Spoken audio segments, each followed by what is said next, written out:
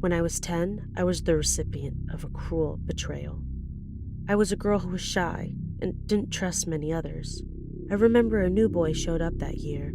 For privacy, I'll call him Charlie. He was also 10, and so shy he barely ever spoke. The teacher was very hard on him, constantly yelling at Charlie to speak up when called on in class, or to read book chapters out loud. I took pity on him and befriended him. For a year or two, things were good. Then I learned he became a member of a local gang. I didn't believe it until the betrayal happened. He hadn't gone to school that Friday, which concerned me.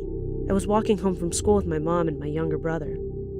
At a stop sign on 7th Street, it happened. I took off my glasses to wipe a smudge when something hit me. My left eye felt like I was hit by a baseball. I bent with a groan of pain, alerting my mother. She asked me to look at her. When I did, her face was in pure shock. As my dad was at work and unreachable, we had a neighbor drive us to the hospital.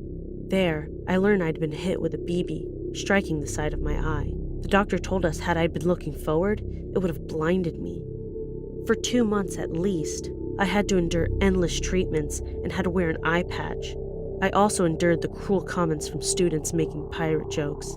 The day before my eye was healed and I no longer needed the patch, I learned who shot me. He'd confessed after seeing me with the patch. I was brought to the principal's office where I could see him before he was sent to juvenile hall.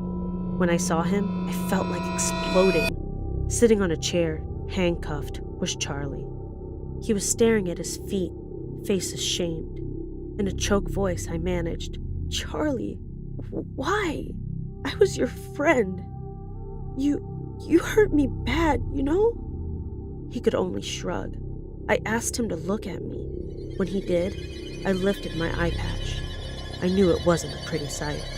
I leaned in, nose to nose. "Get a good look at me, Charlie. I want you to see what you did. And I want you to know I'll never forget this. You did this. I hope you will always remember what you did." He was hauled off.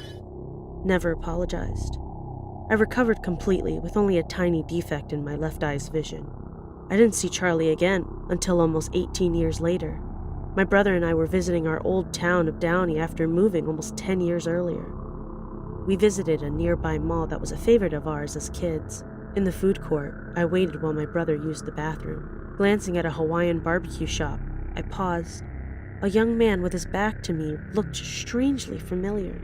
When he turned to hand a customer a food tray, there was no doubt it was Charlie. He was shaggy looking, looked like he had a rough life. When I saw his left eye, I gasped. He was wearing an eye patch. I approached and called his name. "Charlie?" He practically jumped, saw me and sadly smiled. "Hiya, Jane." I asked him, pointing to my own eye. "What happened, Charlie?" He told me. After he'd left juvenile hall at 17, he'd gone back to his old house on 7th Street to rebuild his life. He was living with his mother, as his father had died while he was in juvenile hall. In his backyard, he was shooting cans with his old BB gun when it happened. A pellet had ricocheted off a tree, hitting his left eye dead center. In the hospital, he'd been told the damage was too great. He'd lost the eye. I didn't believe him until for a second he lifted the eye patch. I saw, to my horror, an empty socket. With a sigh, he whispered, "I'm so very sorry, Jane. You weren't really my target. I got a lesson in karma. Please forgive me." I reached out and hugged him, whispering, "I do forgive you, Charlie." I left with my brother shortly afterwards. I caught up with Charlie and he did better later. In time, he started working in an office, and also married and had children. I was glad he turned his life around, but he had to learn a lesson or two to gain what he needed.